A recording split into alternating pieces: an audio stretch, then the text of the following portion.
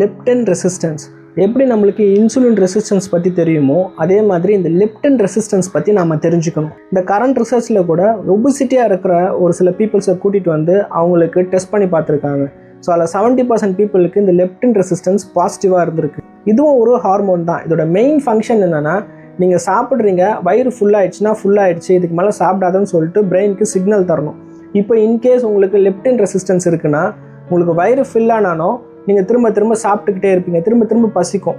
So இந்த resistance இருக்கிறதுனால தான் இந்த மாதிரி உங்களுக்கு பசிக்குது, நீங்கள் சாப்பிட்டுக்கிட்டே இருக்கீங்க, அதனால் உங்களுக்கு வெயிட் குறையாது, வெயிட் கூடிகிட்டே போகும். ஸோ இந்த லெப்டின் ரெசிஸ்டன்ஸ் உங்களுக்கு எதனால் வருதுன்னு பார்த்தீங்கன்னா, வழக்கம் போல் நம்ம எடுக்கக்கூடிய ஃபுட் அண்ட் லைஃப் ஸ்டைல் சேஞ்சஸ்னால தான். முக்கியமாக பார்த்தீங்கன்னா ப்ராசஸ்டு ஃபுட், இதில் ஹை ஃப்ருக்டோஸ் கார்ன் சிரப் உள்ள ஒரு சில ஃபுட்ஸ் நீங்கள் எடுக்கிறதுனால உங்களுக்கு இந்த லெப்டின் ரெசிஸ்டன்ஸ் வரக்கூடியதுக்கு நிறைய சான்சஸ் இருக்குது. இதில் ஒரு சில ஃபுட்ஸ் மட்டும் சொல்கிறேன், நோட் பண்ணிக்கோங்க. Biscuits, cakes and pastry items, and நீங்கள் எடுக்கக்கூடிய சாஃப்ட் ட்ரிங்க்ஸ் அண்ட் ஒரு சில ஃப்ளேவர்ட் யோகர்ட்ஸில் கூட இந்த ஹை ஃப்ருக்டோஸ் கார்ன் சிரப் வந்து மிக்ஸ் பண்ணுறாங்க.